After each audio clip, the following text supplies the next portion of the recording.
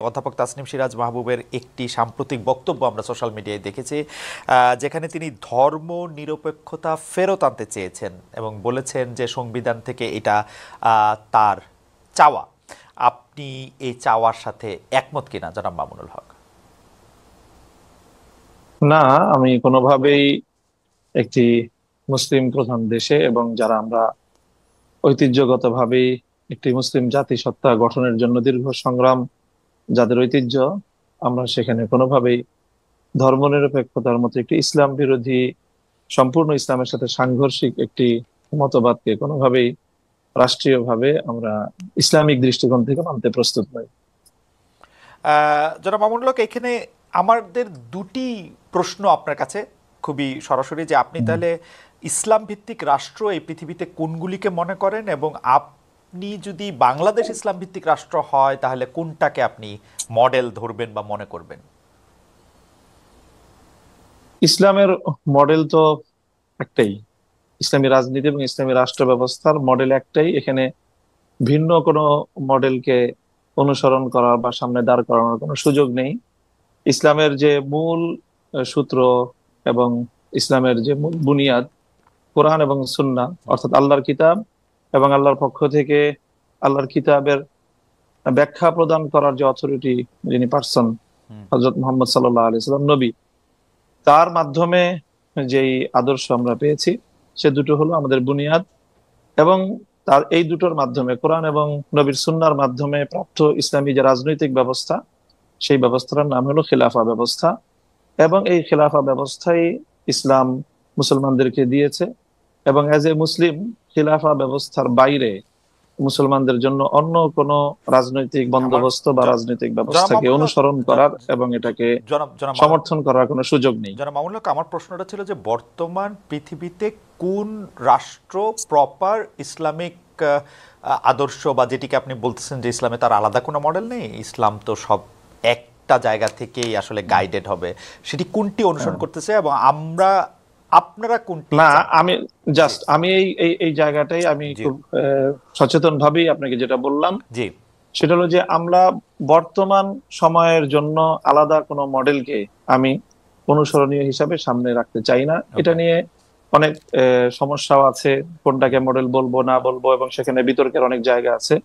আমরা খেলাফা ব্যবস্থা, যেটা 1924 সাল পর্যন্ত পৃথিবীতে বিদ্যমান ছিল খেলাফার নামে, এবং তার যে অনেকগুলো পর্যায় ছিল, খেলাফতে রাশেদা, খেলাফতে বনু উমাইয়া, খেলাফতে বনু আব্বাসিয়া এবং হুম। সর্বশেষ খেলাফতে উসমানিয়া, এইটাই ছিল ইসলামের পক্ষ থেকে প্রদত্ত রাজনৈতিক ব্যবস্থা।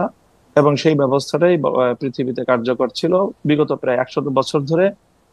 মুসলিম উম্মার মতো সারা পৃথিবী ইসলাম প্রদত্ত সেই রাজনৈতিক ব্যবস্থা থেকে বঞ্চিত। সেই ব্যবস্থা আবার ফিরিয়ে আনার জন্য অনেকেই আপ- সংগ্রাম করছে, কেউ কেউ আপ- আংশিক সফল হয়েছে। এখনো পর্যন্ত বিগত 100 বছরের মধ্যে পূর্ণাঙ্গ খেলাফা ব্যবস্থা প্রতিষ্ঠার কোনো নজির আপ- পৃথিবীতে বিদ্যমান নেই। আপনি 1924 সাল পর্যন্ত এটি বজায় ছিল বলে বলছেন, মানে আরেকটু কি বলবেন ভৌগোলিকভাবে কোন জায়গাতে স্পেসিফিকভাবে আপনি যেরকম খেলাফার কথা বলছিলেন সেটা ছিল, এটা যদি আরেকটু হ্যাঁ, স্পেসিফিক। সেটা খেলাফা উসমানিয়া, যেটাকে আমরা অটোমান সাম্রাজ্য বলে থাকি ইংলিশে, যেটাকে আমরা ইসলামী পরিভাষায় উসমানী খেলাফত বলে থাকি।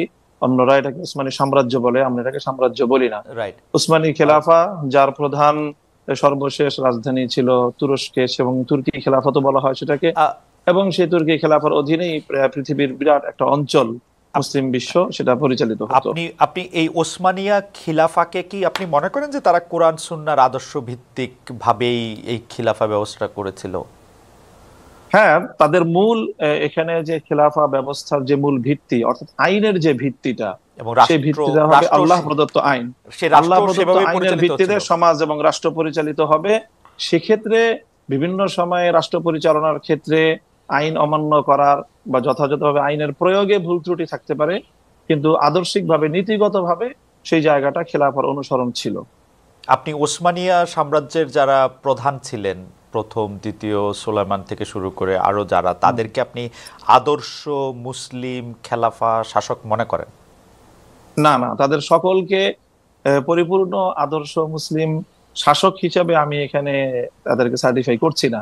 আমি বলছি সে সিস্টেমটার কথা, যে সিস্টেমের তাদের মূল কথা হবে, মূল বুনিয়াদ হবে যে আইন দিবেন আল্লাহ, এবং মানুষ আপনার বা শাসক আল্লাহর পক্ষ থেকে প্রতিনিধি হিসাবে মানুষকে শাসন করবে। আপনার কাছে মনে হয় তারা যে প্র্যাকটিসটা করেছেন সেই প্র্যাকটিসটা তারা কথা যে ওইটা বলেছেন সেটা অনুসরণ করেছেন? মৌলিকভাবে অনুসরণ করেছেন। মৌলিকভাবে অনুসরণ করেছেন। অনেক সময় তাদের শাখাগত কোনো বিষয়ে প্রয়োগের ক্ষেত্রে কোথাও ভুল ত্রুটি থাকতেই পারে। প্রয়োগের ক্ষেত্রে ভুল ত্রুটি এবং ন্যায় বিচারের ক্ষেত্রে তারা মানে মানে মূল ইসলামের যে গাইডেন্স সেটা অনুসরণ করেছেন তারা। হ্যাঁ, এটা আপনার বিচার ব্যবস্থার মধ্যে পরিপূর্ণই কোরআন সুন্নাহ প্রদত্ত, আল্লাহর প্রদত্ত যে আইন, সেই আইনকেই তারা ফলো করতে। এবং অটোমান বা ওসমানিয়া খেলাফা যেসব জায়গাকে উপনিবেশ বানিয়েছিল তাদের প্রতি সম এবং ন্যায় ধরনের আচরণ করেছেন বলে আপনি মনে করেন? অবশ্যই। আচ্ছা, ঠিক আছে, আমরা আবার আসবো আপনার কাছে। আমরা একটু প্রফেসর তাসনিম সিরাজ মাহবুবের কাছে যেতে চাই। প্রফেসর তাসনিম সিরাজ মাহবুব, আপনি সম্প্রতি ধর্মনিরপেক্ষতা দাবিতে বক্তব্য দিয়েছেন। আপনার বক্তব্যের প্রথম অংশটার মধ্যে ছিল যে আপনি আসলে ধর্ম নিরপেক্ষতা সংবিধানে চান, মানে আমি যেটি কোট করছি, এবং দ্বিতীয়টিতে আপনি বলেছিলেন যে আপনি কিছুটা ভয় পাচ্ছেন এই বক্তব্য উপস্থাপন করে যে নিরাপদে বাড়ি যেতে পারবেন কিনা। আপনার এই ভয়ের উৎস কি? অন্তর্বর্তী সরকার কি নিরপেক্ষতার পরিচয় দিতে পারছে, নাকি কোনো গোষ্ঠীকে বিশেষ সুবিধা বা কোনো গোষ্ঠীকে ভয় পাচ্ছে? আর দ্বিতীয় যে কথাটি আমি বলতে চাইছিলাম যে প্রফেসর মামুনুল হক, জনাব মামুনুল হককে আপনি শুনলেন, প্রফেসর মাহবুব আপনি এই প্রসঙ্গে কি বলবেন? তিনি আপনার বক্তব্যের সাথে একমতই নন এবং তিনি মনে করেন যে এই দেশে যেহেতু বেশি লোক ইসলাম ধর্ম অনুসরণ করেন, ইসলাম প্রবর্তিত রাষ্ট্রই হওয়া উচিত বা গাইডেড রাষ্ট্রই হওয়া উচিত। অধ্যাপক মাহবুব। আচ্ছা, আমি যদি দ্বিতীয়টা ভুলে যাই আবার বলবেন দয়া করে। আমি উত্তর দেওয়ার আগে সবার প্রথমে আমি আমার শ্রদ্ধা কৃতজ্ঞতা জানাতে চাই সেই সব যোদ্ধাদেরকে যারা নিহত হয়েছেন, যারা আহত হয়েছেন জুলাই অভ্যুত্থানে, এবং যাদের আত্মত্যাগের ফলে আজকে আমি, আপনি, আমরা সবাই এভাবে মন খুলে প্রাণ খুলে কথা বলতে পারছি। আমরা কি ভাবছি না ভাবছি সেটা 10 জনের সাথে শেয়ার করে নিতে চাচ্ছি। তাদের এই আত্মত্যাগে না হলে আজকে আমরা এই সুযোগটা পেতাম না। আর সবার প্রথমে হলো যে আমার ওই ভিডিওটা অনেকে দেখেছেন কিন্তু ওটার কনটেক্সটটা জানেন না। ওটা বাংলাদেশ লয়ার্স ফেডারেশন বলে একটা সংগঠনের একটা গোলটেবিল বৈঠক ছিল, যেটার বিষয়বস্তু ছিল সংবিধান সংস্কার। তো ওখানে আমন্ত্রিত অতিথিদের বাইরেও এক ভদ্রলোক চলে এসেছিলেন এবং কোনোভাবে উনি মাইকটাও পেয়ে যান এবং উনি কিছু কথা বলেন যেগুলো আমার সাথে খারাপ লাগে। বিশেষ করে উনি কিছু ভাষা ব্যবহার করেন যেগুলো খুবই অশালীন ছিল। তো আমি ওখানে গিয়েছি দর্শক হিসাবে, আমার কিন্তু ওই গোল টেবিলের আমি আলোচক ছিলাম না, আমি একজন সাধারণ দর্শক হিসাবে গিয়েছিলাম, কিন্তু আমাকে মানে প্যাচে ফেলে আমাকে টেবিলে বসিয়ে দেওয়া হয়েছিল, আমি একদমই অপ্রস্তুত ছিলাম। আচ্ছা, তো উনার ওই কথাগুলি বলে উনি চলে গেছেন। তো পরে যখন আমাকে অনুরোধ করা হলো আমি ভাবলাম যে না, আমি আমার কথাগুলি বলি।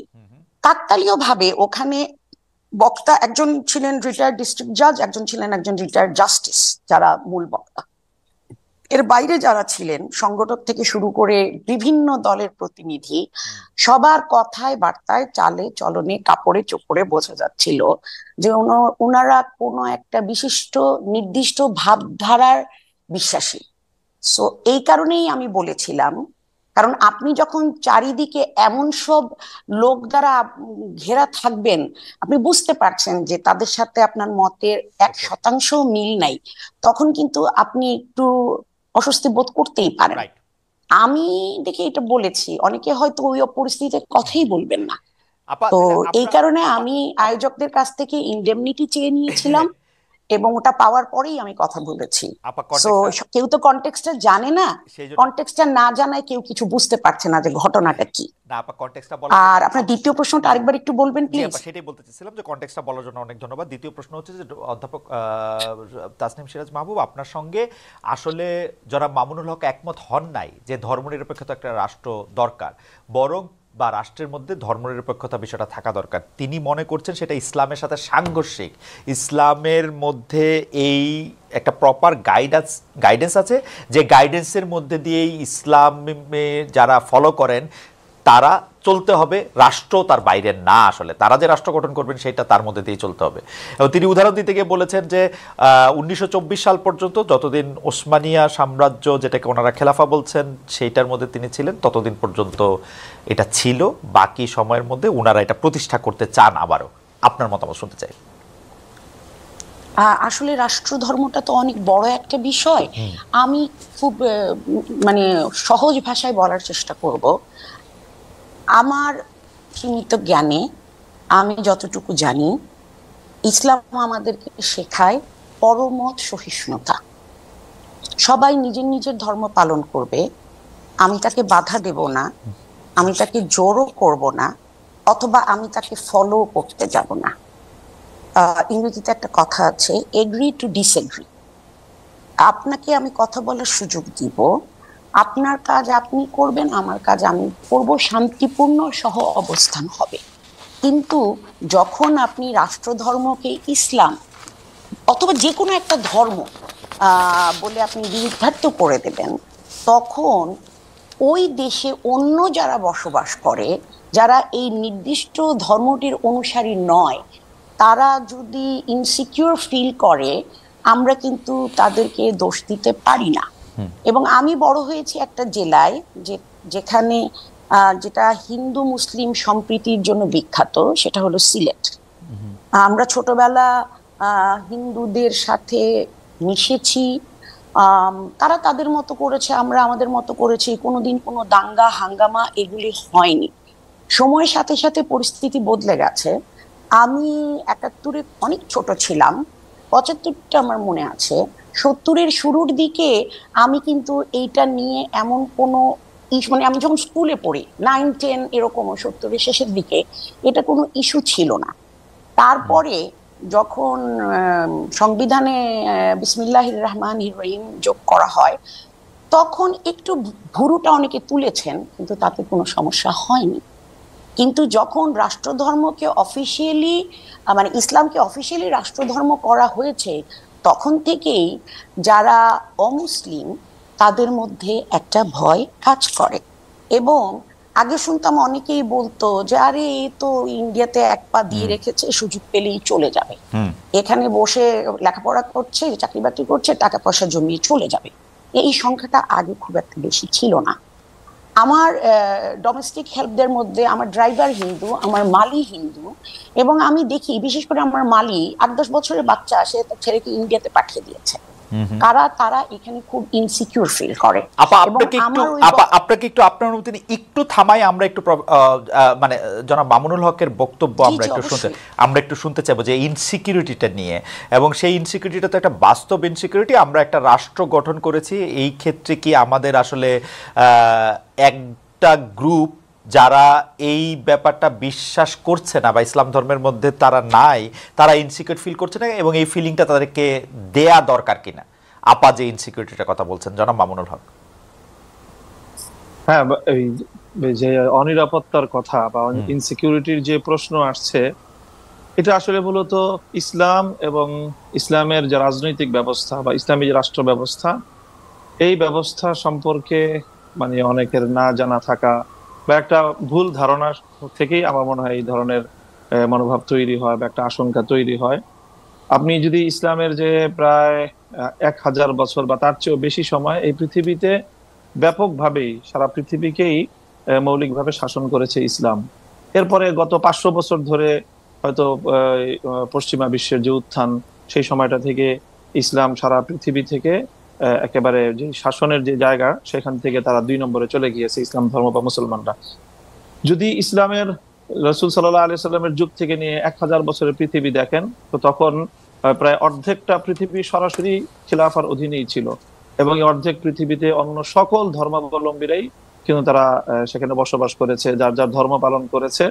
এবং আমি স্পেসিফিক যে কথাটা বলবো, যে সেই সময়টাতে 1000 বছর যে ইসলামের সোনালী যুগ যেই সময়টা ছিল, সেই সময়টায় পৃথিবীতে যে বড় আরো 2টি ধর্ম রয়েছে, যেগুলোকে পূর্ববর্তী কোন আসমানি ধর্মের অনুসারী বলে আমরা বিশ্বাস করি, এবং আসলেও তাই, একটা ইহুদি ধর্ম, খ্রিস্টান ধর্ম।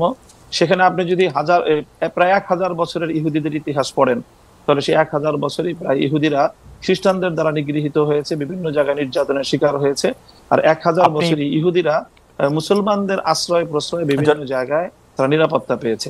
কাজেই ইসলামের যে 1000 বছরের যে ইতিহাস ঐতিহ্য, সেখানে অবশ্যই অন্য ধর্মাবলম্বীদের নিরাপত্তাহীন ভাবার কোনো সুযোগ নেই। কিন্তু জনাব মামুনুল হক, আমি একটু বলছি যে আমাদের এই সাবকন্টিনেন্টালে এখানেও প্রায় 800 বছরের ইসলামী এবং মুসলিম শাসন ছিল। সেই সময়টাই 800 বছর ধরেই কিন্তু এখানে হিন্দুরা সংখ্যাগরিষ্ঠ ছিল, মুসলিমরা সংখ্যার দিক থেকে কম ছিল, কিন্তু তারা শাসক ছিল। 800 বছরও কিন্তু এই সংখ্যাগরিষ্ঠ হিন্দুরা কখনোই অনুভব করেনি যে তাদের মধ্যে সিকিউরিটির খুব অভাব রয়েছে। জনাব মামুনুল হক, আমরা আবার আসবো আপনার কাছে। আমি শুধু প্রশ্নটা করে রাখি, আপনি যে সময়টার কথা আছে ইসলামিক শাসন এবং সেইটা 1000 বছরের শাসন, বা এই বর্তমানে পশ্চিমা উত্থানের সময়টাকে খ্রিস্টানদের শাসন, আপনি সে যেটা বলছেন সেটা এভাবে বলা যায় কিনা? যারা এই 1000 বছরের পৃথিবী শাসন করেছেন তাদেরকে আসলে ইসলামিক ভাবাদর্শে বা ইসলামিক মতে তারা পৃথিবী শাসন করেছেন কিনা?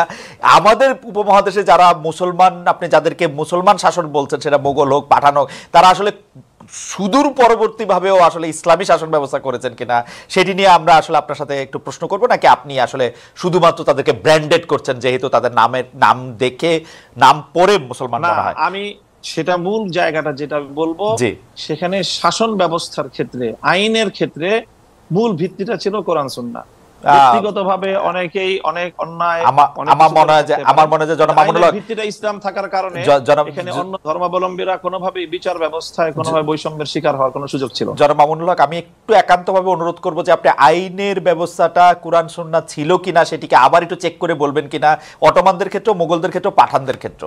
আমি একটু অধ্যাপক তাসনিম সিরাজ মাহবুবের কাছে একটু ফিরি। অধ্যাপক তাসনিম সিরাজ মাহবুব, আপনি বলছিলেন যে আসলে একটা নিরাপত্তাহীনতা ভুগে, জনাব মামুনুল হক উদাহরণ দিলেন যে এটি আসলে ভুগে নেয়। আপনার বক্তব্য আমরা একটু শুনতে চাই। আমি বলবো? জি আপা। আচ্ছা, দেখেন, আপনি জানেন যে কোনো ক্ষেত্রেই জ্ঞান কিন্তু দুই ধরনের হয়, একটা হচ্ছে থিওরিটিক্যাল আর একটা হচ্ছে অ্যাপ্লাইড। তো আমি কিন্তু অ্যাপ্লাইড অংশটা নিয়ে কথা বলছি। আমরা সবাই জানি যে ইসলাম ধর্মের বয়স 1400 বছরের উপরে। ইসলাম তো ভালো কথা বলে। আমি একজন মুসলিম এবং আমি জানি যে ইসলাম সব ভালো কথাই বলে, এবং আমরা খুব ছোট ছোট কাজ করে আমরা আল্লাহকে সন্তুষ্ট করতে পারি। কিন্তু যা বলা হয়, বা 1400 বছর আগে হযরত মুহাম্মদ সাল্লাল্লাহু আলাইহি ওয়াসাল্লাম আমাদেরকে যে শিক্ষা দিয়ে গেছেন, সেই যুগের মুসলিম আর এই যুগের মুসলিম কি একই চারিত্রিক বৈশিষ্ট্য অধিকারী? আমি বর্তমানের কথা বলতে চাই, আমি অতীতের কথা বলতে চাই না। কেন বলতে চাই না? যে ইসলামী শাসন হলে তারা নিরাপত্তা বোধ করবে বা তারা করতো না। আমি করতে যাব না, আমি বর্তমানের কথা বলবো। এই 2024 সালে একটা দেশে যার বয়স 53 বছর, সেই তার শুরুর দিকে অমুসলিমরা কি পরিস্থিতিতে ছিলেন, যেটা আমি বললাম যে ধর্মীয় সম্প্রীতি, আমি নিজে সেটা দেখে বড় হয়েছি। এখন ওনারা কেমন আছেন? এবং এখানে আমি একটু শেয়ার করতে চাই, আপনি যে ভিডিওটার কথা বললেন, এটার পরে আমাকে কৃতজ্ঞতা জানিয়ে যত মেসেজ করা হয়েছে, আমাকে যত কিছু করা হয়েছে, তার মধ্যে আমি দুটা ঘটনা বলবো। একটা হলো আমার এক সহকর্মী, একটি কলেজের অধ্যাপক, উনি নন মুসলিম। উনি আমার বাসায় এসে আমাকে পায়ে ধরে সালাম করে গেছেন ওনার কৃতজ্ঞতাটা প্রকাশ করার জন্য। আর কিছু লোক, যেমন আমার মালির ভাবি, সে আমাকে ফোন করেছে, তারা অমুসলিম। তারা বলছে যে ম্যাডাম, আপনি যেভাবে কথা বললেন, সবাই তো এরকম ভাবে না। আমি বললাম না, এ দেশের বেশিরভাগ মুসলমানই শান্তিপূর্ণ সহাবস্থান করতে চায়, কিন্তু তারা তো কথা বলে না। যারা ভোকাল আপনারা তাদের কথা শুনেন এবং আপনারা ভয় পেয়ে যান। আমরা আপনাদের সাথে শান্তিপূর্ণভাবে একই দেশে থাকতে চাই। তখন মেয়েটা আমাকে বলল যে ম্যাডাম, সবাই যদি এরকম ভাবতো তাহলে আমরা এত ভয় পেতাম না। আমরা যে কি ভয়ে ভয়ে থাকি আপনাদেরকে বোঝাতে পারবো না। সো আমি একদম লেটেস্ট একটা ঘটনা বলি।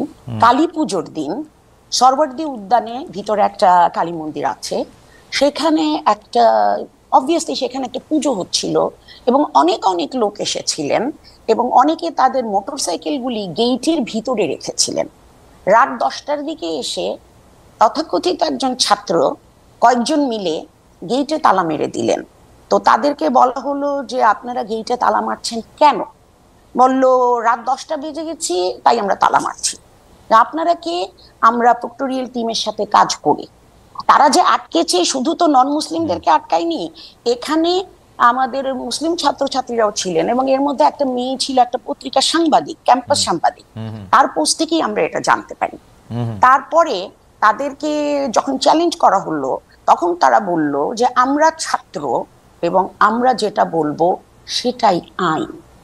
আমি বিশ্বাস করি যে এটা কালী পুজো দেখে গেটটা তালা মেরেছে। কারণ আপনি চিন্তা করে দেখেন ঈদে মিলাদুন্নবীর সময় কি হয়েছে। যে কোনো ধর্মভীরু মুসলমানের মতো আমারও খুব প্রিয় ব্যক্তিত্ব হচ্ছেন হযরত মুহাম্মদ সাল্লাল্লাহু আলাইহি সাল্লাম।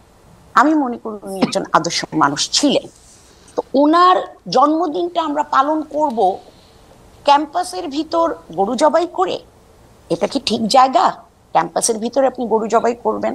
আর একদিকে আপনি আপনাদের অনুষ্ঠান হলে, আপনাদের বলতে আমি মিন করছি এই ছাত্রদের, তারা তাদের গরু কেটেও, গরু কাটুক খাসি কাটুক সেটা ইস্যু না, তারা এখানে আনন্দ ফুর্তি করছে। আর যখন অমুসলিমরা তাদের একটা অত্যন্ত গুরুত্বপূর্ণ পুজো, পুজো তো অনেকই আছে, সেই পুজো করতে এসেছে তারা মোটরসাইকেলগুলি এখানে রেখেছে, আপনারা গেট বন্ধ করে দিলেন। তার মানে কি যে অমুসলিম তার সাথে আপনি গায়ের জোর দেখিয়ে এটা করছেন। আপনি তো কোনো মুসলিমের সাথে এটা করতে যাবেন না। আবারও মুসলমান হয়েও আমি গিয়ে যদি বলতাম যে ক্যাম্পাসের মধ্যে এটা করো না, তাহলে আমার অবস্থা খারাপ হয়ে যেত। নিরাপত্তাহীনতার যে বোধটা, জি, এই ধরনের ঘটনা থেকেই সেটা জন্ম হয়। আপা আপনাকে অনেক ধন্যবাদ। আপা একদম স্পেসিফিক উদাহরণ দিয়েছেন জনাব মামুনুল হক। আমরা গত 3 মাসে কিন্তু আরো কিছু ঘটনা খবর পেয়েছি যেখানে রাস্তায় চলাচলরত নারীরা আক্রান্ত হয়েছেন, পোশাক নিয়ে নারীদের কটূক্তি করা হয়েছে বা হচ্ছে। এসব ঘটনায় আপনাদের ক্ষেত্রে আপনাদের সমর্থন কি আছে? অনেক ক্ষেত্রে তৌহিদি জনতার কথা বলা হয়েছে। আমি একটু শেষ করি, আমরা একটু শেষ করি। তো অনেক ক্ষেত্রে তৌহিদি জনতার কথা বলা হচ্ছে। এই তৌহিদি জনতা আসলে কারা? তাদের আপনি চেনেন কিনা, জানেন কিনা জনাব মামুনুল হক? আমি তৌহিদি জনতার পরিচয়ে যাচ্ছি না। আমি প্রথম আপনাদের এবং আমাদের আজকে সম্মানিত অতিথি যে কথাগুলো বললেন, সেই কথাগুলো সমাজের খুবই একেবারে বিচ্ছিন্ন কিছু ঘটনা। আর এর বিপরীত দিকে আমরা এই দেশে এই মানে প্রকৃত অর্থে যারা প্র্যাকটিসিং মুসলিম, আমরা আমাদের বেশভূষায় এবং লেবাস পোশাকে আমরা যে কতটা এখানে নানাভাবে বৈষম্যের শিকার, হেনস্থার শিকার, তার খুব কম দৃষ্টান্তই আপনারা মিডিয়াতেও আনেন। আর আপনাদের এই সাধারণ যেই যারা মহলে চলাফেরা করেন, আপনাদের খুব কম আমার মনে হয় এটা জানাশোনা আছে। এই যে কালী পূজার যে দৃষ্টান্ত উনি আনলেন, আমি যদি এর বিপরীতে দৃষ্টান্ত আনি যে বাংলাদেশের বুয়েটের মতো একটা শিক্ষা প্রতিষ্ঠানে, সেখানে সব ধরনের গান বাদ্য ইত্যাদির অনুষ্ঠানগুলো দেদারসে হচ্ছে, কখনোই সেখানে এটা নিয়ে কোনো সময় পারমিশনের ক্ষেত্রে কোনো বিধিনিষেধ হচ্ছে না। অথচ তারা একটা কোরআনের তাফসিরের আলোচনা করতে গিয়ে অনুমতি চেয়েছিলেন। রাসূল সাল্লাল্লাহু আলাইহি ওয়াসাল্লামের জীবনী আলোচনার মতো একটা সাধারণ মানের ধর্মীয় অনুষ্ঠান আয়োজন করা পারমিশন চেয়েও বুয়েটের কর্তৃপক্ষের কাছ থেকে সেই অনুমোদনটা পাননি। এটা সকল মিডিয়াতে এসেছে। ঢাকা বিশ্ববিদ্যালয়ের কথা যদি বলি, এই ঢাকা বিশ্ববিদ্যালয়ে আপনার কত বছর, কত যুগ পর্যন্ত ইসলামের নামে কোনো ছাত্র সংগঠনকে আপনারা একটা প্রোগ্রাম করতে দেয় নাই। অথচ সেখানে অন্য সব ধরনের ছাত্র সংগঠনগুলো তারা কার্যক্রম পরিচালনা করছে। কমিউনিজমের মতাদর্শের যারা, তারা করতে পারবে, অন্যান্য তারা করতে পারবে। শুধু ইসলামী ছাত্র সংগঠনের নাম নেওয়া হলেই ঢাকা বিশ্ববিদ্যালয় তাদেরকে অচ্ছুত হিসেবে সাব্যস্ত করে রাখা হয়েছিল। এই বিষয়ে তো কোনোদিন ওনারা কথা বলেন না। জনাব মামুনুল হক, একটু জানতে চাইছি যে ইসলামের নাম নিয়ে কোনো প্রোগ্রাম ঢাকা বিশ্ববিদ্যালয় হয় না, কিন্তু অন্য কোনো ধর্মীয় আলোচনার বা কোনো এরকম কোনো প্রোগ্রাম কি হয়েছে? মানে আসলে তো ইসলামের নিয়ে অনেক ধরনের প্রোগ্রাম ঢাকা বিশ্ববিদ্যালয়ে হয়েছে, সেটা আমিও জানি, ইসলামের নিয়ে অনেক কিছু হয়েছে। ব্যাপকভাবে দেখেন, প্রায় প্রতিটি হলেই খুব সুন্দরভাবে, আমি আপনাকে ব্যাপকভাবে, সেখানে হিন্দু ধর্মাবলম্বী সংখ্যা কত সেটারও কোনো হিসাব করা হয় না। তাদেরকে নির্বিঘ্নে হলের মধ্যে জাঁকজমকপূর্ণভাবে তারা পূজোর আয়োজন করছে। আমি জনাব মামুনুল হক ঢাকা বিশ্ববিদ্যালয়ের ব্যাপারটা একটু বলি। আমি একটু ঢাকা বিশ্ববিদ্যালয়, তখন সেখানে অনুমোদন পাওয়া যায়। আমি ঢাকা বিশ্ববিদ্যালয়ের কথাটা একটু বলি। ঢাকা বিশ্ববিদ্যালয়ে আরবি, ইসলামের ইতিহাস ও সংস্কৃতি, ইসলামিক স্টাডিজ যেটা ইসলামী শিক্ষা সহ, ফার্সি সহ, এবং আরও বেশ কিছু জায়গায় নিয়মিত এই ডিপার্টমেন্টগুলিতে নিয়মিত কোরআনের তাফসির, কোরআনের গল্প, কোরআনের থেকে বিভিন্ন উদাহরণ, হাদিসের বিভিন্ন রকম কথা, এগুলি নিয়ে নিয়মিত সেমিনারের আয়োজন করা হয়। নিয়মিত কিন্তু এগুলি করা হয় একাডেমিক কার্যক্রমের অংশ হিসেবে, এবং সেইটা শুধু একাডেমিক কার্যক্রমের অংশ হিসাবে না, মানে সেইটা যে সিনেট হল এর মধ্যেও অনেক সময় সেটা হয়, হয়ে আসছে, হবে, মানে সেটাতে কোনো, কিন্তু আপনি বলছেন যেটা হয় না। আপনার ঢাকা বিশ্ববিদ্যালয়ের একজন, আমি ঢাকা বিশ্ববিদ্যালয়ের একজন অধ্যাপককে জানতে চাই, ঢাকা বিশ্ববিদ্যালয়ের অধ্যাপকরা একজন বলতে চাই, ঠিক একই ভাবে যে কালী পূজার যে ঘটনা ম্যাডাম বললেন, সেটাও অবশ্যই ঘটনা সম্পর্কে তো আমরা বিস্তারিত জানি না, হয়তো কোনো ছাত্র বিচ্ছিন্ন হবে সেই ধরনের কিছু করে থাকতে পারে, সেটাকে হিন্দু ধর্মাবলম্বীদের বিরুদ্ধে একটা অভিযান বা একটা ভূমিকা হিসাবে চিহ্নিত করার কোনো মানে আমাদের কাছে তো প্রমাণ। আচ্ছা, আমরা একটু ম্যাডামের কাছে, প্রকৃত অর্থে যারা দাড়ি টুপিওয়ালা মুসলমান হিসাবে ইসলাম ধর্মকে তারা সকল ক্ষেত্রে প্র্যাকটিস করতে চায়, বিশেষ করে রাজনৈতিক ক্ষেত্রে যারা আমরা ইসলামকে প্র্যাকটিস করতে চাই, আমরাই হলাম প্রকৃত অর্থে বাংলাদেশে আসলে সংখ্যালঘু, এবং আমরাই সবচেয়ে বেশি বৈষম্য এবং নানা ধরনের অত্যাচার এবং নিপীড়নের শিকার,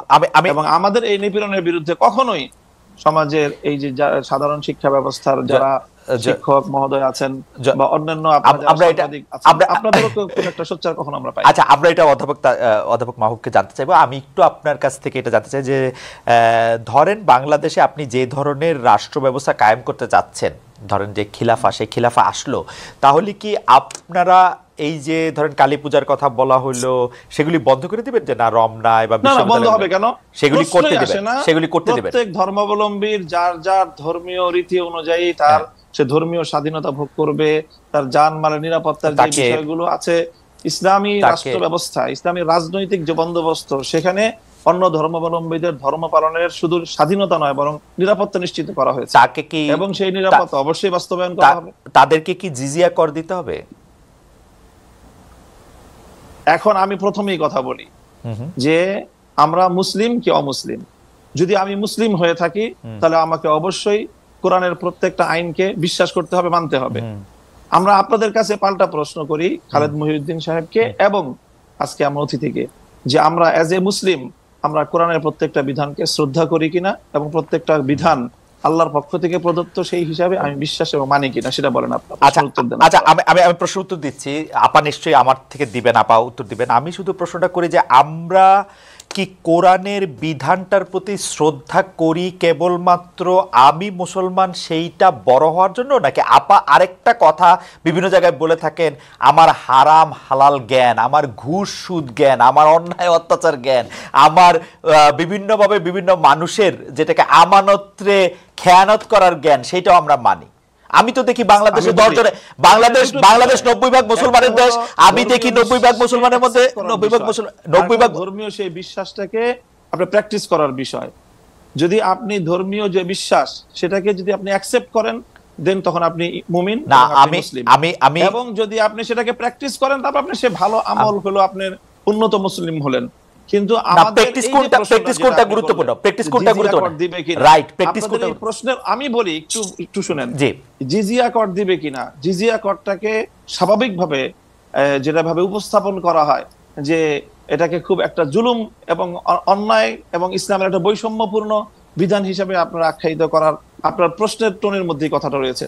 জিজিয়া কর এটা হলো মুসলমানদের কাছ থেকে জাকাত নেওয়া হয়, সেই জাকাত হলো তাদের অর্থনৈতিক রাষ্ট্রীয় যেই আপনার এই সোর্স, সেই সোর্সের এখান থেকে একটা ইনকাম। ঠিক তেমনি ভাবে অমুসলিমরা জাকাত দিবে না, তারা জাকাতের পরিবর্তে তারা জিজিয়া এবং কর দিবে, এবং এই জিজিয়া করের বিনিময়ে তারা তাদেরকে রাষ্ট্র সব ধরনের নিরাপত্তা এবং তাদের যে সার্ভিস গুলো দিবে, এটাকে আমরা সার্ভিস চার্জ বলতে পারি আসলে মূলত জিজিয়া কর। ওকে, অধ্যাপক মামুনুল্লাহ, সরি অধ্যাপক তাসনিম সিরাজ মাহবুবের কাছে আমি একটু আসবো। আমি শুধু জানতে চাইছিলাম যে জাকাত যেমন একটা নির্দিষ্ট পরিমাণ ধন সম্পত্তি থাকলে সেই নির্দিষ্ট পরিমাণ ধন সম্পত্তির উপর ভিত্তি করে জাকাত দেওয়াটা যে জিজিয়া করো কি তাই?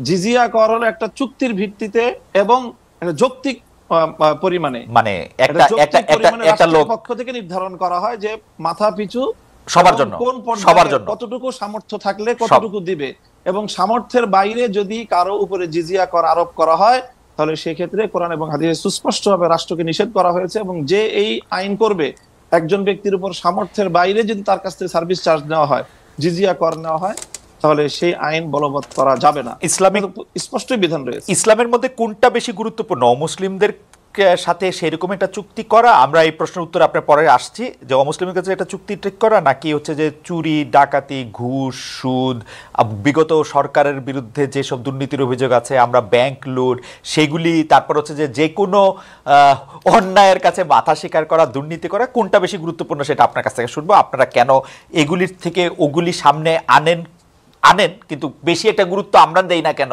সেটাও আমরা আপনার কাছ থেকে শুনবো।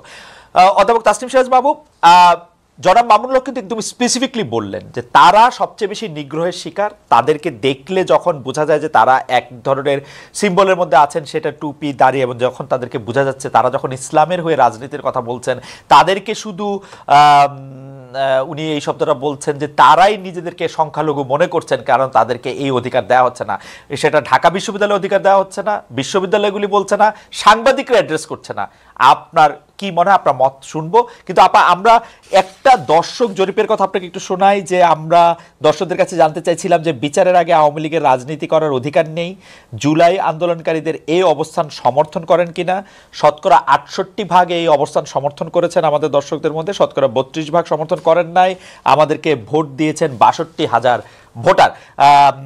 আপা আপনার কাছে একটু আসি, উনি একদম স্পেসিফিক প্রশ্ন করেছেন যে যাদের দাড়ি টুপি আছে, যারা ইসলামী আকিদা মানছেন সংস্কৃতিগতভাবে, তাদেরকে স্পেস কম দেওয়া হচ্ছে, যার জন্য নিজেকে সংখ্যালঘু বলছেন। আপনার মতামত একটু শুনতে চাই। যাক, শেষ পর্যন্ত ফ্লোরটা পেলাম। আমি তো ভেবেছি আমি আর কথা বলার সুযোগই পাবো না। আমি শুরু থেকে শুরু করি। প্র্যাকটিসিং মুসলিম উনি বলেছেন, উনাকে উনি আইডেন্টিফাই করেছেন, আমিও আমাকে প্র্যাকটিসিং মুসলিম হিসাবে আইডেন্টিফাই করি। আমাদের দেশে উনি পোশাকের রেফারেন্স দিয়েছেন, আমাদের দেশে আমি এরকম অনেক তথাকথিত ধর্মীয় লোককে চিনি, তারা শুধু দাড়ি টুপি না, তারা আরব দেশের যে পোশাকটা, যেটা ওই আবহাওয়ার জন্য মানানসই, ওনারা বাংলাদেশে পড়েন দেখানোর জন্য যে ওনারা কত ধার্মিক। এরকম প্রচুর লোককে আমি চিনি যে তারা সারা জীবনে বেতন পেলে যে টাকা হতো, মনে করেন যে সারা জীবনে উনি বেতন পেতেন হয়তো 3 কোটি টাকা, উনি 6 কোটি টাকার বাড়ি কিনে ফেলেছেন। এবং এরকম অসংখ্য উদাহরণ আমি দিতে পারবো। সো পোশাকে আশাকে আলোচনায় নাই গেলাম, আমার মনে হয় সেটাই সেফার। আর উনি ঢাকা বিশ্ববিদ্যালয় বা বুয়েট সম্পর্কে যে মন্তব্যগুলি করেছেন, আমার মনে হয় উনি কোনো পাবলিক বিশ্ববিদ্যালয়ে পড়াশোনা করেননি বা যাওয়ার সুযোগ হয়নি, তাই উনি সেটা জানেন না। খালেদ সাহেব যে ভাষা ডিপার্টমেন্টগুলির কথা বললেন, সেটার সাথে পার্সিয়ানও আছে, আর পার্সিয়ান আছে, কিন্তু ওদিকে আবার সংস্কৃত ডিপার্টমেন্ট আছে। আমরা কিন্তু, হ্যাঁ, যদি বলবেন যে এদিকে 5টা আছে ওদিকে একটা কেন, ওদের এই একটা নিয়েই পালিয়ান সংস্কৃত পাচ্ছে, আর তো ভাষা পাচ্ছি না, বাট আমরা অন্যান্য এশিয়ান অন্যান্য ভাষা শিখাচ্ছি, উর্দু শিখাচ্ছি, জাপানিজ শিখাচ্ছি। সো আমার মনে হয় কি এই ধরনের সুইপিং কমেন্ট না করাই ভালো। আমি যেটা সম্পর্কে জানি না, আমি সেটা নিয়ে এত জোর দিয়ে আমি কথা বলবো না। আর কিছু এই প্রশ্নটা তো আপা একটু প্রশ্নটা করি, সরি আপা, আপনি বলেছিলেন যে আপনাকে ইন্টারাপ্ট না করতে, কিন্তু এই প্রশ্নটা করি, আপনি কি এটা দেখতে পান না যে ঢাকা বিশ্ববিদ্যালয়ে একটা জায়গার তো একটা টোন থাকে, তাই না? আমরা ঢাকা বিশ্ববিদ্যালয়ে যারা পড়াশোনা করতে আসছেন, তাদের মধ্যে কতজনকে আমরা জনাব মামুনুল হকের মতো পোশাক আশাক পরতে দেখি? তাদের মধ্যে অনেকেও এই প্র্যাকটিসটা করতে চাইলেও যে তারা অনেকে করতে পারছেন না, সেইটাও কি একটা স্টিগমা তাদের উপর চাপানোর চেষ্টা করা হইতেছে কিনা? যারা ধরেন দাড়ি রাখতে চান, টুপি পরতে চান, পাঞ্জাবি পায়জামা পরতে চান, লম্বা ঢোলা আলখাল্লা জব্বা পরতে চান, সেইটা তাদের উপর আসলে চাপানো হয় কিনা একটা স্টিগমা, যে না তুমি এখানে ফিট ইন করো? এটা না কোনো ইনস্টিটিউশনাল ডিসিশন না, এটা হচ্ছে শিক্ষক টু শিক্ষক ভ্যারি করে। যেমন কিছুদিন আগে সোশ্যাল সায়েন্স ফ্যাকাল্টির একজন শিক্ষকের সম্পর্কে অভিযোগ উঠেছে যে উনি পোশাক আশাক নিয়ে অনেক কথা বলেন। আমি ব্যক্তিগতভাবে আমার বিভাগের কথা বলতে পারি, আমি ইংরেজি বিভাগের শিক্ষক। আপনারা জানেন আমরা ইংরেজি সাহিত্য পড়তে গিয়ে অনেক কিছু পড়ি, আমরা মিথোলজি পড়ি, হিন্দু মিথোলজি, গ্রিক মিথোলজি, অনেক কিছুই পড়ি, কিন্তু সেগুলো প্র্যাকটিস করতে তো কেউ আমাকে বাধ্য করছে না। আমাদের ক্লাসগুলিতে মোটামুটি ছেলে মেয়ের রেশিও 50-50 না হলেও কাছাকাছি। তো যেসব মেয়েরা আছে, ইদানিং অনেককে দেখা যায় যারা হিজাব পরেন। হিজাব পর্দা এক জিনিস না, আমি সেই বিতর্কে যেতে চাই না। আমি তাদেরকে, আমার মতো শিক্ষকেরা, আমরা হয়তো একটু লিবারেল ইংলিশ ডিপার্টমেন্টের শিক্ষকরা, আমরা কখনোই কিন্তু এই ধরনের কিছু নিয়ে আমরা কথাবার্তা বলি না। কারণ একজন কি পোশাক পরবে, কোন ধর্মে বিশ্বাস করবে, এটা তার ব্যক্তিগত ব্যাপার। সে যতক্ষণ না এমন একটা পোশাক পরবে যেটাতে শালীনতার সীমা লঙ্ঘিত হয়, আমি তাকে কেন এটা বলবো?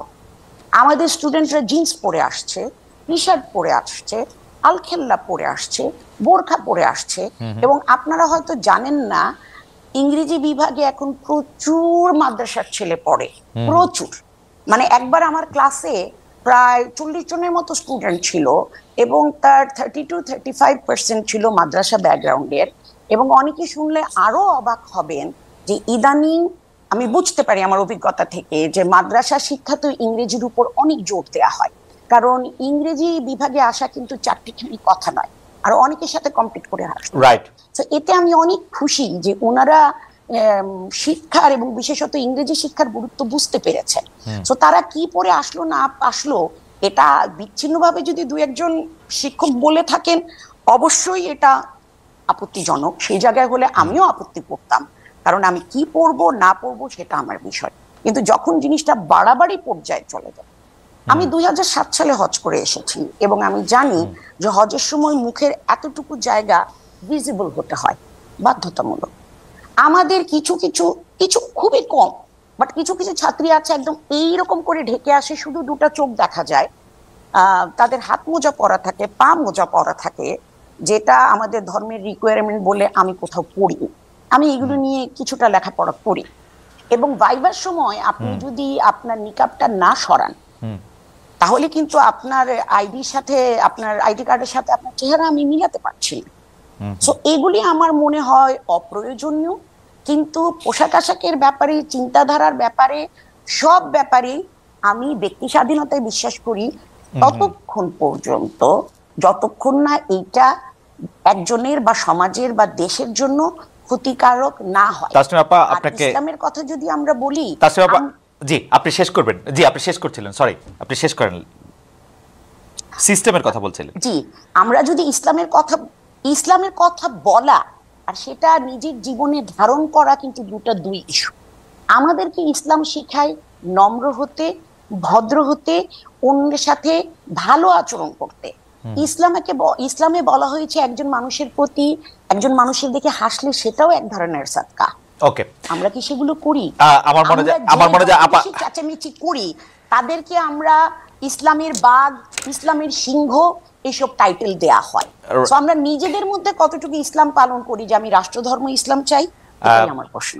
আপা আপনাকে অনেক ধন্যবাদ। আমরা জনাব মামুনুল হকের কাছে প্রশ্ন রেখেছিলাম যে ইসলামের দৃষ্টিতে আসলে কোনটা বেশি গুরুত্বপূর্ণ, বাহ্যিকভাবে তার পোশাক আশাকের পাশাপাশি ঘুষ, দুর্নীতি, সুদকে আমরা আসলে বর্জন করছি কিনা, যেগুলিকে আমরা আসলে ফান্ডামেন্টাল ধরে আসছি, সেটা ক্ষেত্রে আপনার কি মতামত, এবং সোশ্যাল মিডিয়ায় যাদেরকে আমরা ইসলামী বক্তা বলে থাকি তাদের কিছু বক্তব্য এরকম তুলনা করা হচ্ছে, যারা একসময় ক্ষুদ্র ঋণ নিয়ে, সুদ নিয়ে ডক্টর মোহাম্মদ ইউনূসের সমালোচনা করেছিলেন, তারা আবার তার প্রশংসা করছেন।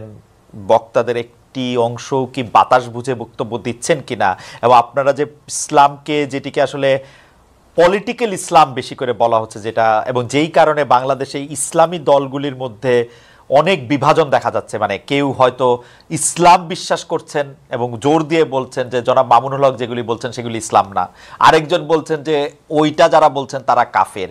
ওই পুরো ব্যাপারটা ধরে যদি একটু আলোচনা করেন যে আসলে কোনটা বেশি গুরুত্বপূর্ণ, কোনটাকে আমরা ফান্ডামেন্টাল ধরবো, জনাব মামুনুল হক।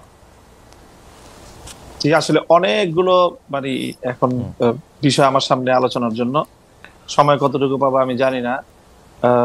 মিসেস মাহবুব সাহেব তো উনি বললেন যে ওনাকে মনে হয় সময় কম দেয়া হচ্ছে। আমি আসলে শুরুতেই বলেছিলাম যে আসলে বিতর্কের আলোকে আমি কথাগুলো বলতে চাইনি। প্রথম যে প্রসঙ্গটা আপনারা দুজনই আলোচনার মধ্যে আনলেন, আমি ঢাকা বিশ্ববিদ্যালয় সহ আমাদের বুয়েটের ক্যাম্পাস যেই স্পেসিফিক যে কথাটা আমি বলেছি, আপনারা খবর নিয়ে দেখেন, গত 1 মাসের ব্যবধানের ঘটনা। ঢাকা বিশ্ববিদ্যালয়ে একটা সিরাতুন নবী অনুষ্ঠান করার সুযোগ দেওয়া হয়েছে এবং এই অনুষ্ঠানটাকে ঢাকা বিশ্ববিদ্যালয়ের ইতিহাসে দীর্ঘদিন পরে এই ধরনের একটা অনুষ্ঠানের একটা মানে ব্যতিক্রমী আয়োজন হিসাবে গোটা ঢাকা বিশ্ববিদ্যালয় এটাকে খুব তারা উৎসাহিত করেছে। সেম একই ধরনের অনুষ্ঠানের অনুমতি চেয়ে বুয়েটের ছাত্ররা বুয়েটের প্রশাসনের কাছ থেকে অনুমতিটা পায়নি। আপনারা যে দৃষ্টান্তগুলো এনেছেন সেটা হলো একাডেমিক যে ইসলামিক স্টাডিজ বিভাগ আছে, আরবি ভাষা সাহিত্য আছে, উর্দু আছে, ফার্সি আছে, অ্যাজ এ ল্যাঙ্গুয়েজ বা একটা সাবজেক্ট হিসাবে পড়াশোনার বিষয়ে আমি এই জায়গাটা আমার প্রশ্ন ছিল না। আমার প্রশ্ন হলো যে বিগত 50 বছরে ঢাকা বিশ্ববিদ্যালয়ে ইসলামী ছাত্র মজলিস, ইসলামী ছাত্র আন্দোলন, ইসলামী ছাত্র শিবির নামে আপনারা ঢাকা বিশ্ববিদ্যালয়ের ক্যাম্পাসে কোনো কার্যক্রম পরিচালনা করার সুযোগ আপনারা দিয়েছেন? ইসলামী কোনো সংগঠনকে দেওয়া হয় নাই। এই জায়গাটার আমি ইসলামী রাজনৈতিক চর্চার যে সুযোগটা থেকে ইসলামপন্থীদেরকে চরমভাবে বৈষম্যমূলক ভাবে তাদেরকে দমন করা হয়েছে। মামুন ভাই একটা ছোট্ট প্রশ্ন কি করতে পারি? যে ধরেন আপনি যে আমি কথাগুলো শেষ করি। আচ্ছা ঠিক আছে কোনো অসুবিধা নাই। দ্বিতীয় বিষয় যেটা ম্যাডাম বললেন যে এই যে পোশাকের যে বিষয়, আমি কিন্তু পোশাকের যে বিষয়টা বলেছি সেখানে আমি সুনির্দিষ্টভাবে একটা কথা বলেছি, সেটা হলো এই যে আমরা যারা ইসলামকে রাজনৈতিকভাবে আমরা রাজনীতিটাও যারা ইসলামের আলোকে করতে চাই, আমরা মনে করি যে ইসলাম কমপ্লিট কোড অফ লাইফ, সকল পূর্ণটাই ইসলামকে মানতে হবে। আমি ব্যক্তিগত জীবনে ইসলামকে মানবো, আমি ব্যবসার ক্ষেত্রে অর্থনীতির ক্ষেত্রে ইসলামকে মানবো না, অথবা রাজনীতির ক্ষেত্রে ইসলামকে মানবো না। ইসলামকে এভাবে খণ্ডিত আকারে মানার কোনো সুযোগ আল্লাহর কোরআন দেয়নি, বরং পরিপূর্ণভাবে ইসলামকে যারা পরিপূর্ণভাবে ইসলামকে মানতে চাই এবং বিশেষ করে যারা আমরা রাজনীতিতে ইসলামকে অনুসরণ করতে চাই, আমাদের উপর রাষ্ট্রীয় যে দমন পীড়ন চালানো হয়েছে সেটা অন্য কোনো আদর্শিকভাবে রাজনীতি যারা করে আদর্শিক কারণে অন্য কারোর উপরে সেই বৈষম্যটা বাংলাদেশে অতীতে হয়নি। এই জায়গাটার কথা বলেছি। আপনারা বিষয়টা বারবারই আপনারা আলোচ্য বিষয়টা ভিন্ন দিকে নিয়ে না আচ্ছা ঠিক আছে। দ্বিতীয় বিষয় আমি বলি আপনি যে প্রশ্ন করেছেন সেই প্রশ্নের জায়গায় আমি আসি যে একটা বিষয়ের গুরুত্ব আছে, সবটারই গুরুত্ব রয়েছে। সুদ, ঘুষ, দুর্নীতি সহ যেই সকল বিষয়গুলো ইসলাম নিষিদ্ধ করেছে এর প্রত্যেকটার বিষয়ে আমরা ফোকাস করি, আমরা আলোচনা করি। হয়তো সবটা আপনারা শুনেন না বা সবটা সেইভাবে মিডিয়ায় কভারেজ পায় না। মিডিয়ায় কভারেজ পায় সাধারণত চলমান ইস্যুগুলো এবং যে বিষয়গুলোকে রাজনীতির সাথে সংশ্লিষ্ট সেই বিষয়গুলো গুরুত্ব পায় বা সেই বিষয়গুলো হয়তো অনেকটা ফোকাস হয়, কিন্তু সবটা বিষয় একই। সর্বশেষ আপনি যে কথাটা এনেছেন এই যে ক্ষুদ্র ঋণ এবং সুদ ব্যবস্থা এবং ডক্টর ইউনূস সাহেবের সাথে বর্তমান সময়ে তার যে প্রশংসামূলক কিছু কথাবার্তা, দেখেন এখনো আমরা বলি যে সুদ ইসলামের দৃষ্টিতে জঘন্যতম একটা অপরাধ এবং নিষিদ্ধ একটা বিষয়। কাজেই সেটা ক্ষুদ্র হোক আর বৃহৎ আকারে হোক, ক্ষুদ্র ঋণের মাধ্যমে যে কাজটা হয়েছে সেটা হলো সমাজের তৃণমূল পর্যায় পর্যন্ত সুদ ব্যবস্থাটাকে পৌঁছে দেওয়া হয়েছে। সেই জায়গাটা থেকে আমরা অতীতেও সমালোচনা করেছি, আজও ডক্টর ইউনূস সাহেবের সমালোচনা করছি, ভবিষ্যতেও আমরা সেই জায়গা থেকে ইসলামের জায়গা থেকে যদি আমি মুসলিম হয়ে থাকি আমাকে সেই সুদ ব্যবস্থার বিরুদ্ধে আমাকে কথা বলতেই হবে। সুদ ব্যবস্থার প্রবর্তক হিসাবে এবং ক্ষুদ্র ঋণের মাধ্যমে সুদকে তৃণমূল পর্যায়ে পর্যন্ত পৌঁছে দেওয়ার জন্য আমরা ডক্টর ইউনূস সাহেবের সমালোচনা ভবিষ্যতেও করব। তবে তিনি একটা জায়গায় ভুল করেন, একটা জায়গায় সমালোচনার পাত্র, তাই বলে ওনার সব কাজই যে সমালোচনার যোগ্য সেটা নয়। তিনি দেশের অন্যান্য ক্ষেত্রে একটা দেশকে সামনের দিকে অগ্রসর করার ক্ষেত্রে এবং দেশের বর্তমান সংকট আপনার বক্তব্য পরিষ্কার, নেতৃত্ব দিতে পারছেন। আমি একটু প্রশ্নটা করি যে আপনি ইসলাম নিয়ে যারা রাজনীতি করছেন তাদের পরিপূর্ণ রাজনীতি, কিন্তু আপনি ধরে নেন যে আমরা সাধারণ বাংলাদেশের মানুষ আমরা ফলো করতে চাই আপনাদের আলেমদের, কিন্তু আমরা তো স্পষ্ট দেখতে পাচ্ছি যে আপনারা ঈদে মিলাদুন্নবী করবেন কি করবেন না সেটা নিয়ে 2 পক্ষ 3 পক্ষ বহু পক্ষ 100 পক্ষ দাঁড়িয়ে গেছে। আমি শেষ করি, এটি নামাজ কিভাবে পড়া হবে কি পড়া হবে না সেটি আপনারা আসল ইসলাম নাকি চরমনাই আসল ইসলাম, আসল ইসলাম কি আসলে আটরশি, আসল ইসলাম কি আসলে মাওলানা রাজ্জাক সাহেব, এইটা নিয়ে তর্ক ছাড়া তো আমি মানে আর কোনো কিছু দেখি না। আরেকটা প্রশ্ন আমাদেরকে আপনার জন্য করেছেন, উনিও একজন আলেম, উনি বলেছেন যে খ্রিস্টান শাসন বলতে কি বোঝাচ্ছেন, তারা কি বাইবেল অনুসারে অনুসারে শাসন করছেন। এখন আমেরিকা ইউরোপ যে শাসনে চলছে সেটা খ্রিস্টান ধর্মীয় শাসন কিনা, সৌদি আরবে যা চলছে তা ইসলামী শাসন কিনা, সৌদি আরবে ছাত্র সংগঠন করার অনুমতি রয়েছে কিনা, আমি আপনার কাছ থেকে একটু মানে খুবই ক্ষমা চেয়ে নিয়ে 2 মিনিটে একটু শেষ করতে বলছি, আমার একটু টাইম কনস্ট্রেইন আছে। জি জি, প্রথম প্রশ্নটা আবার বলেন তো একটু। প্রথম প্রশ্নটা হচ্ছে যে আপনি পরিপূর্ণ ইসলাম বলছেন কিন্তু সাংঘর্ষিক। এই যে আপনি ঈদে মিলাদুন নবী সহ যে সকল মতবিরোধপূর্ণ যে বিষয়গুলি আপনি প্রশ্ন তুললেন, দেখেন আমাদের মতবিরোধপূর্ণ বিষয় খুবই গৌণ। মৌলিক কোন বিষয়ে আমাদের মধ্যে ইসলামিক যারা বিভিন্ন স্কুল অফ থট যারা আমরা ফলো করে থাকি, আমাদের মধ্যে কোনো দ্বিমত নেই। 5 ওয়াক্ত নামাজ এই বিষয়ে কেউ দ্বিমত করেছে, রমজান মাসে 30টা রোজা রাখতে হবে এই বিষয়ে কেউ দ্বিমত করেছে, প্রত্যেকটা মুসলমানের উপর সামর্থ্য থাকলে একবার হজ করা ফরজ কেউ দ্বিমত করেছে, প্রত্যেকটা যারা নাকি সামর্থ্যবান তাদেরকে জাকাত দিতে হবে এই বিষয়ে দ্বিমত করেছে, এবং ফজরের নামাজ 2 রাকাত, জোহরের নামাজ 4 রাকাত, আসরের নামাজ 4 রাকাত, মাগরিবের নামাজ 3 রাকাত, এশার নামাজ 4 রাকাত, এই বিষয়ে আজ পর্যন্ত কাউকে আপনি দ্বিমত পেয়েছেন? খুবই শাখাগত কিছু বিষয়ে দ্বিমত রয়েছে মুসলমানদের মধ্যে, এবং সেই বিষয়গুলো আলোচনার মধ্যে আসে, এবং সেটা প্রত্যেকটা মতাদর্শের মধ্যে যখনই আপনি আলোচনা, জ্ঞানগত আলোচনা হবে তখন সেই দ্বিমতগুলি আসবে সেখানে। সেই বিষয়গুলি তো এটার সাথে আপনি এখানে আলোচনার মধ্যে এই প্রসঙ্গগুলি আনার কোনো প্রয়োজন নেই। ওকে, দ্বিতীয় যে প্রশ্ন আপনি করেছেন সেটা হলো যে খ্রিস্টান শাসন বলতে আমি বুঝিয়েছি এখনকার যে শাসন, পশ্চিমা বিশ্বের শাসনকে বলছি 500 বছর ধরে।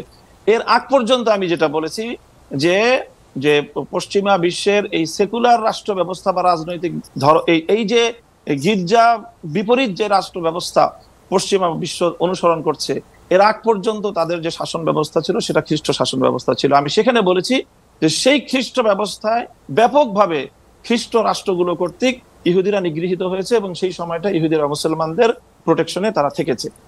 ওই জায়গাটা আমি বলেছি। এর বিগত 500 বছর ধরে পশ্চিমা বিশ্ব তারা তো গির্জার শাসনের বিপরীতে সেকুলারিজমকে তারা রাষ্ট্র ব্যবস্থা হিসাবে, রাজনৈতিক বন্দোবস্ত হিসাবে তারা ফলো করছে, এবং সৌদি আরব যেটা করছে সেটাও আংশিকভাবে তারা কিছু কিছু ক্ষেত্রে কোরআনের বিধানকে অনুসরণ করে, পূর্ণাঙ্গ ইসলামিক রাজনৈতিক বন্দোবস্তকে তারা অনুসরণ করে না। কাজে সৌদি আরব আমাদের কোনো মডেল না, সেটাকে দিয়ে আমাদের কাছে প্রশ্ন করলে আমরা সেখানে সরি বলা ছাড়া আমাদের কোনো উপায় নেই। জনাব মামুনুল হক, আপনাকে ধন্যবাদ, আপনি খুব কম সময় বলেছেন। আমি আবারও প্রশ্নটি করে রাখি, আপনি যেগুলিকে সামান্য বিরোধ বলছেন আমরা কিন্তু সেগুলিকে সামান্য বিরোধ দেখছি না। আমরা দেখেছি যে আপনার মনে থাকবে জনাব নুরুল ইসলাম ফারুকী খুন হয়েছিলেন প্রাইসিমালের কারণে, তাকে জবাই করে হত্যা করা হয়েছিল। এই রকম মতবিরোধ থাকার কারণে, আমরা এরকম মতবিরোধ থাকার কারণে কিন্তু বিভিন্ন জায়গায় বিভিন্ন সেক্ট দেখছি যে বিভিন্ন গোষ্ঠী, স্বঘোষিত গোষ্ঠী যারা একজন আরেকজনকে কাফের বলছেন, আক্রমণ করছেন। এমনকি আপনাদের ইসলামিক আদর্শের রাষ্ট্রের সঙ্গে জামায়াতে ইসলামের ইসলামী রাষ্ট্রের বা অন্য কোনো ইসলামিক দলের আদর্শিক রাষ্ট্রেরও একটা বড় তফাৎ আমরা দেখে যাচ্ছি। এইটাকে আপনারা কনসলিডেট কিভাবে করবেন, আপনারা এইটা ভাবছেন কিনা, এটা আমার প্রশ্ন। আমি একটু অধ্যাপক তাসনিম সিরাজ মাহবুবের কাছে আমরা একটু যেতে চাই যে আপনি এক সাক্ষাৎকারে এটি বলেছেন যে দেশের সার্বিক সংস্কারের জন্য অন্তর্বর্তী সরকারকে সময় দিতে হবে। এই সরকারকে আপনি কত বছর সময় দিতে চান? 2, 3, 5 বছর সময়? আর একটা জিনিস আপনাকে বলে রাখতে চান, আমাদের আর সময় নাই, আসলে এই প্রশ্নটাই আপনাকে করতে চাই, অন্তর্বর্তী সরকারকে আপনি কতখানি সময় দিতে চান, 2, 3 না 5 বছর? এবং আপনি কেন মনে করেন যে সংস্কার আসলে অন্তর্বর্তী সরকার করবে, সেটা পরবর্তী সরকার এসে করবে না? তাসনিম সিরাজ মাহবুব। না, আমি সেটা কোথাও বলিনি যে মনে করেন কেন এই সরকার করবে, পরবর্তী সরকার করবে না। আমি বলতে চেয়েছি বা চাচ্ছি সেটা হলো বেসিক কিছু জিনিস আছে যেগুলো ওনাদেরকে করে যেতে হবে। যেমন শহীদদের তালিকা তৈরি করে, আহতদের তালিকা তৈরি করে এদের পুনর্বাসনের ব্যবস্থা করা আহতদের ক্ষেত্রে, এটা ওনাদেরকে করতে হবে, এবং এতদিনে এটা ওনাদের করে ফেলা উচিত ছিল। এখানে ওনারা আমাদেরকে লেট ডাউন করেছেন। শহীদের তালিকা করেছেন, আহতরা এখনো হয়নি, এবং আহতরা অনেক ক্ষেত্রেই যতটুকু সাহায্য প্রয়োজন ততটুকু পাচ্ছেন না। এটা হলো 1 নাম্বার। আরেকটা হলো আপনার কিছু আছে শর্ট টার্ম, কিছু আছে লং টার্ম। এখন ওনারা যদি বাংলাদেশের শিক্ষা ব্যবস্থাকে ঢেলে সাজাতে চান, এটা 6 মাস 1 বছরে সম্ভব না। সো ওনাদের যেগুলি এখন করা দরকার, ইমিডিয়েট অ্যাটেনশন যেগুলিতে দরকার, তার মধ্যে একটা যেটা আমি বললাম, শহীদের তালিকা তৈরি করা, দেশের অর্থনৈতিক অবস্থাকে স্থিতিশীল করা, আইনের শাসন অ্যাসিওর করা, আইন শৃঙ্খলার উন্নতি করা, এগুলি ওনাদের গোল হওয়া উচিত। এই কয়টা কাজ করতে আমি কোনো নাম্বার বলবো না, এই কয়টা কাজ করতে যৌক্তিকভাবে যতটুকু সময় লাগে ততটুকুই উনাদের নেওয়া উচিত। না কিন্তু আপা, তবে একসাথে আমাদের এটাও মনে রাখতে হবে, আমি একটু শেষ করি খালেদ সাহেব, আমি কিন্তু কখনো জোর দিয়ে বলছি না, এবারই বললাম। আমি এতটুকুই বলবো যে আপনি কিন্তু নবজাত শিশুকে দিয়ে মা বাবা ডাকাতে পারবেন না। আপনি তাকে যতই দুধ খাওয়ান আর যতই মারধর করেন, তাকে সময় দিতে হবে। আমরা এত অসহিষ্ণু কেন? আমরা সর্বক্ষেত্রে অসহিষ্ণু, পরমতের ব্যাপারে শুধু না, সব ক্ষেত্রে আমরা অসহিষ্ণু। এখন আপনি যদি এখন আমাকে ট্যাগিং করা হবে যে আমি বর্তমান সরকারের দালাল, তো ট্যাগিং নিয়ে এখন আর চিন্তা করি না, এটা ভূষণে পরিণত হয়েছে আমাদের মতো মানুষের জন্য। কিন্তু আমার কথা হলো, উনারা আমার ক্ষেত্রে যে জিনিসটা মনে হয় উনারা ঠিক করছেন না, সেটা হলো যে উনারা লং টার্ম আর শর্ট টার্ম গোলগুলিকে উনারা আলাদা করছেন না, উনারা র্যান্ডামলি কাজ করছেন, যার ফলে হচ্ছে কি, যেই জিনিসটার প্রতি তাদের ইমিডিয়েট অ্যাটেনশন দরকার, উনারা এটা না রেখে অমুকের পোশাক কি হবে, অমুক পোশাকের কালার কি হবে, অমুকের নকশা কি হবে, উনারা ওগুলোতে মনোযোগ দিচ্ছেন, যেগুলো কিনা উনাদের না করলেও চলে। উনারা পুনর্বাসন করবেন, উনারা ইলেকশন কমিশনকে ঢেলে সাজাবেন, উনারা ভোটার তালিকা হালনাগাদ করবেন, উনারা আপনাকে দেখতে পাচ্ছেন না, প্রতি সম্মান মানে শ্রদ্ধাশীল যাতে হয় মানুষ, সেই ব্যবস্থা করবেন, এবং উনারা দ্রব্যমূল্য নিয়ন্ত্রণ করবেন। এটা উনাদের ইমিডিয়েট টার্গেট হওয়া উচিত। আচ্ছা আপা, আপনি যে সংস্কারের কথা বলছেন বা যেইগুলি কথা আপনি বলছেন যে এইগুলি এই সরকারে করা উচিত, যার জন্য আসলে ঠিক কতটা সময় বা টাইম ফ্রেম দেওয়া দরকার সেটা আপনি বলতে চাচ্ছেন না। আপা এখন কি শুনতে পাচ্ছেন?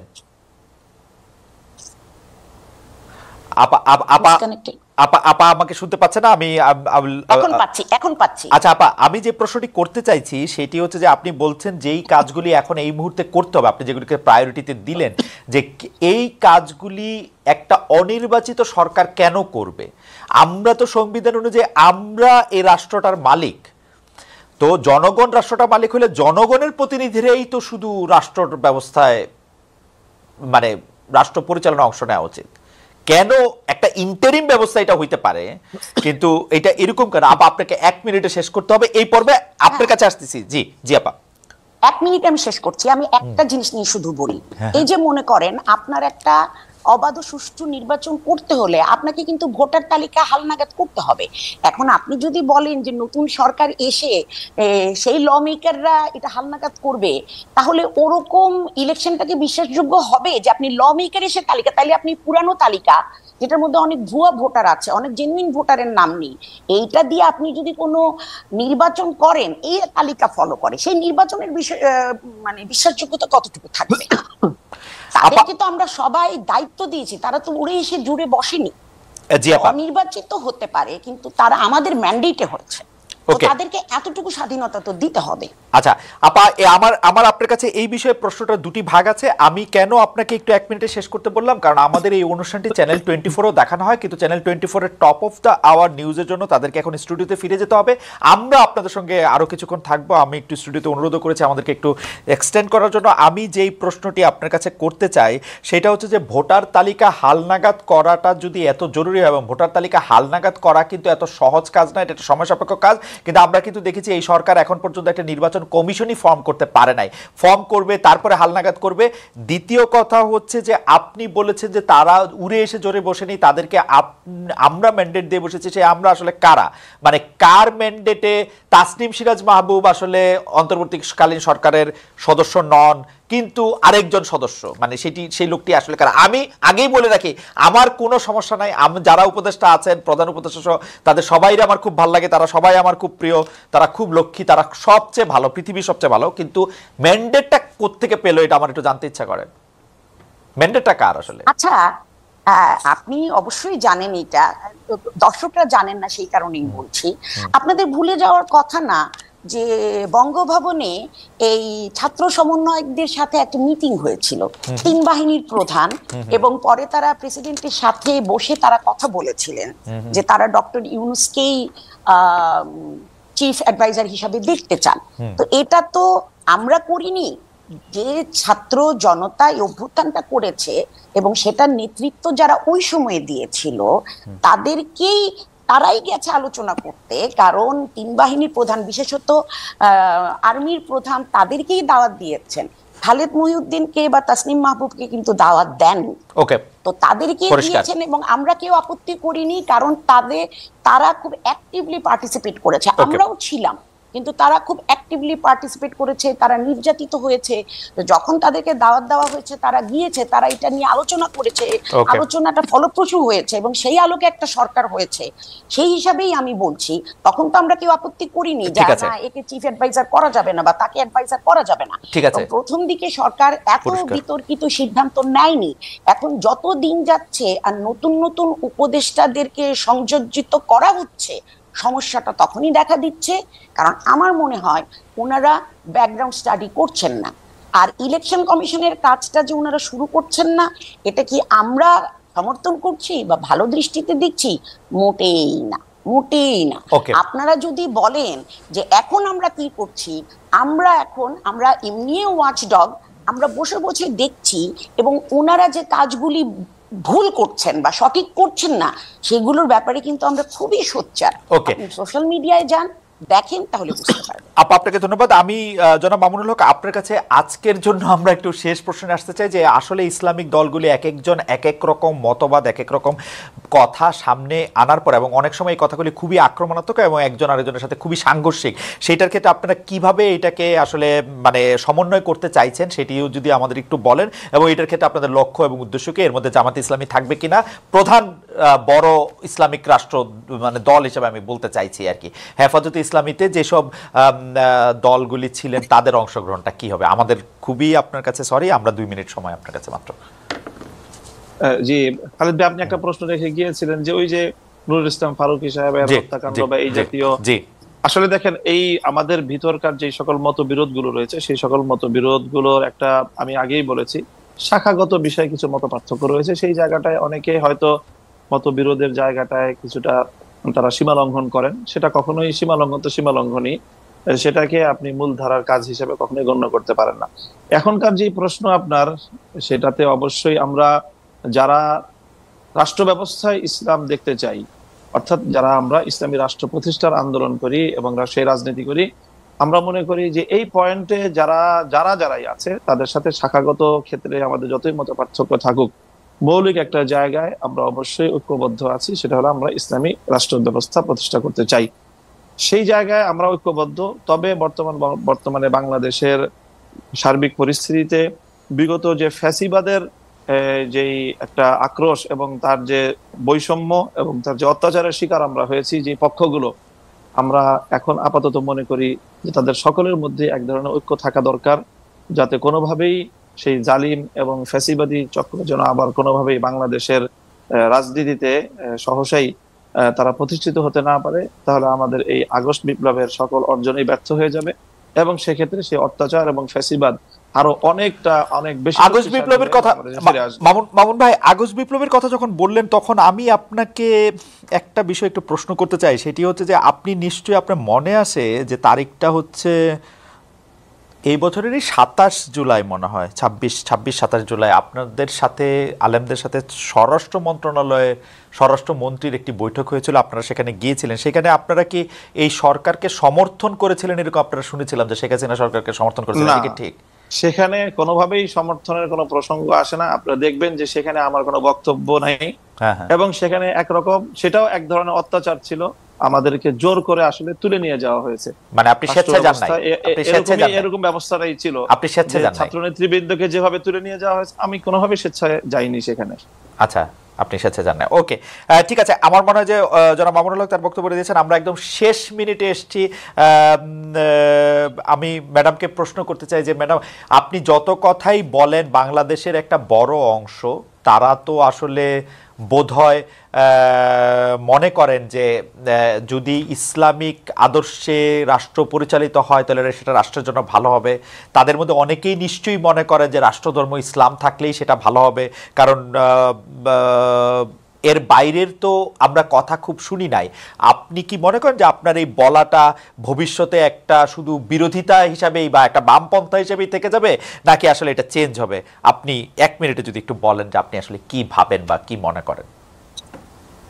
জি, শুনেন, আমরা তো অনেকেই অনেক কিছু চাইলেই সেটা পাওয়া যায়?